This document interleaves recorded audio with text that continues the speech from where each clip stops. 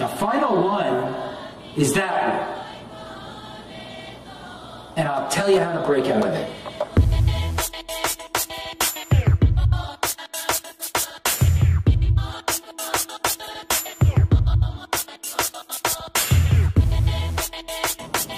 Once you get right to the end, okay, you will have grown up and realized how big you really are.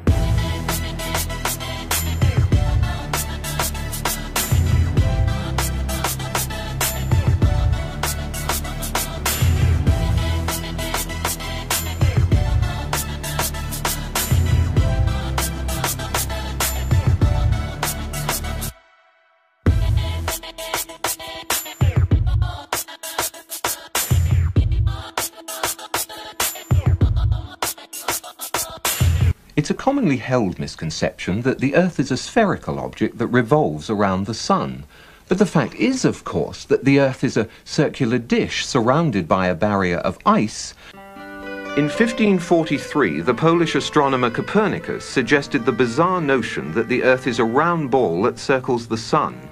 Consider this. Those who maintain that the Earth is a globe that spins suggest that people standing at the equator are being whirled around at approximately 1,000 miles an hour.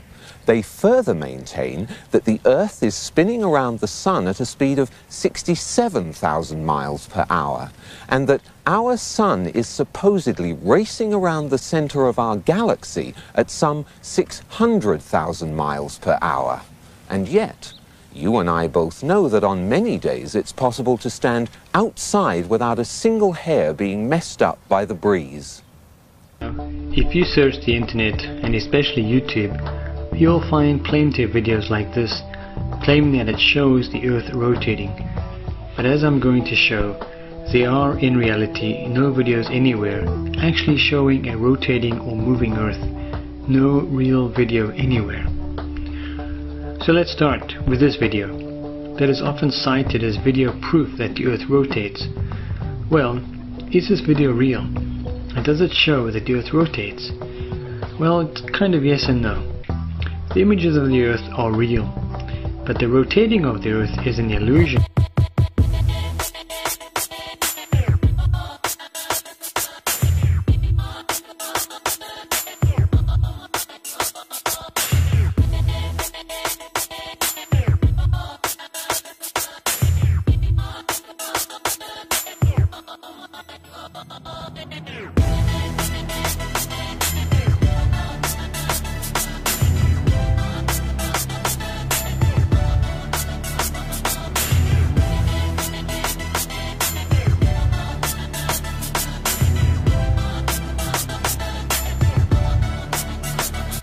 You put your hand outside a window of a car which is going even at 80 kilometers per hour, a terrific wind goes blasting by and pushes your hand back. Imagine putting your hand outside the window of a car that's going 1,600 kilometers per hour. We just take your hand right off. With a sphere of 4,000 miles radius being spun round once every 24 hours, a little bit of calculations will show that that person there is being spun round at about 1,000 miles an hour and it doesn't know it. I mean, this is obvious nonsense. You go on a merry-go-round and it goes, I doubt, more than 10 miles an hour and you get off all dizzy. You mean to tell me that people can be spun round at approximately 1,000 miles an hour and not know it? Why, if this is so, this whole room that we're in is supposedly being spun round at something of approximately that order of speed, and we don't know it? I get dizzy just thinking about Newton. The whole thing, Copernicus, 1,000 miles an hour on yourself, going around the sun. Oh yeah, what's the size of the sun? Some say it's this. What's the distance? Some say it's that. Okay, so that means we're going how fast while we're spinning 1,000 miles on ourselves? That means we're going 65,000 miles around the sun every hour. 65,000, no, a lot of fucking speed that I don't feel right now. I hope you're right.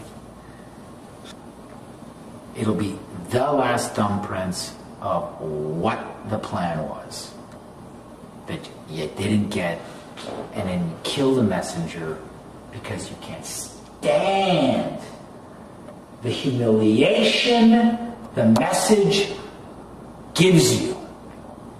The Humiliation is what you have to learn.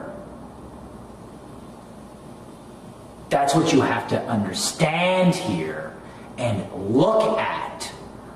Are you being humiliated?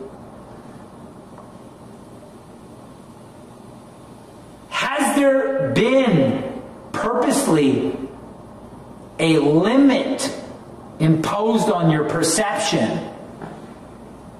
And is it a joke now for the people who did it? To the point that you, to admit it, is a total humiliation. Grow up.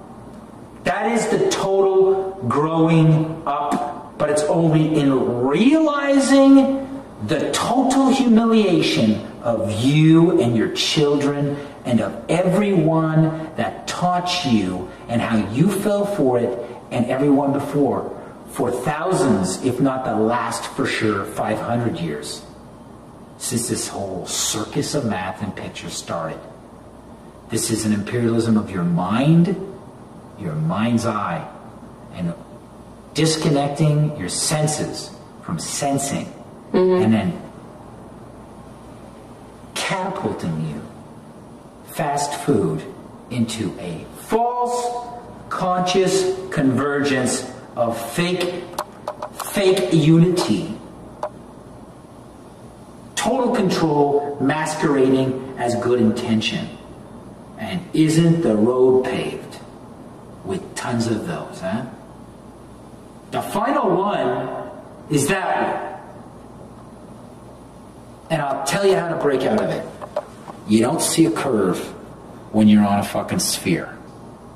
You begin the humiliation process through researching, trying to prove me wrong. You will become more and more humiliated. And as you get more and more humiliated, if you do your research right to the end, okay? Intuitively, resonance, okay?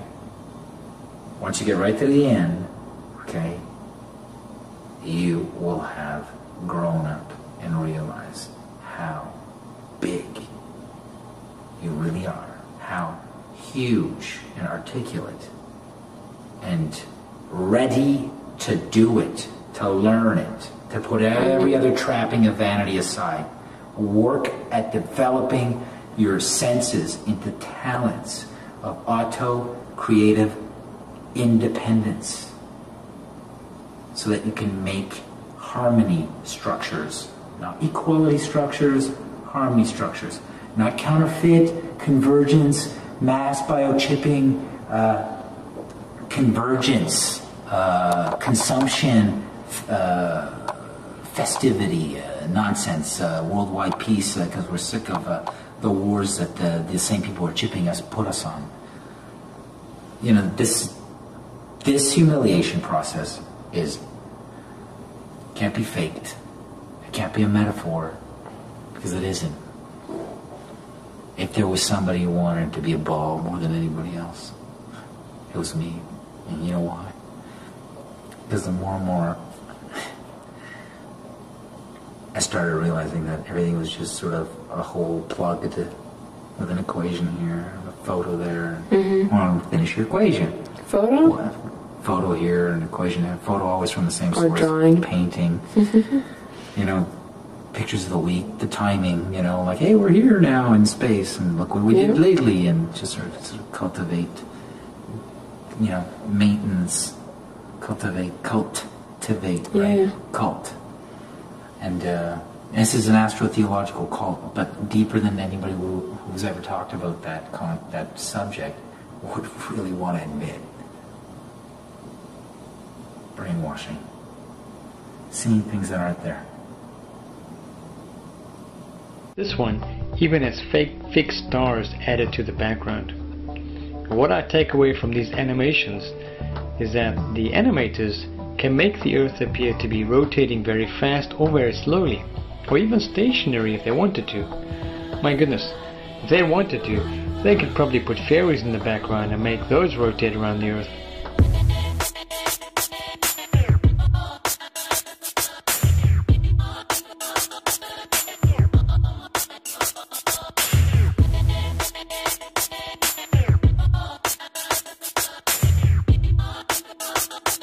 true explanation of these daily events is illustrated here.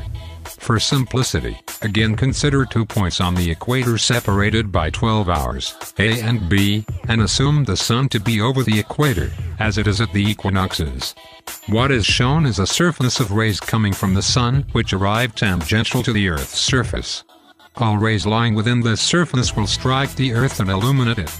Those which are outside this surface will miss the Earth and continue on into space. As we would expect and require, only half of the Earth's surface is illuminated at any one time. As the sun moves clockwise in its orbit, daylight moves over the point A and the sun is seen to rise in the east. At the same time, the region of darkness moves over the point B, and the sun there is observed to set in the west. Although we have shown the situation when the sun is over the equator, the basic explanation is the same, wherever it is located.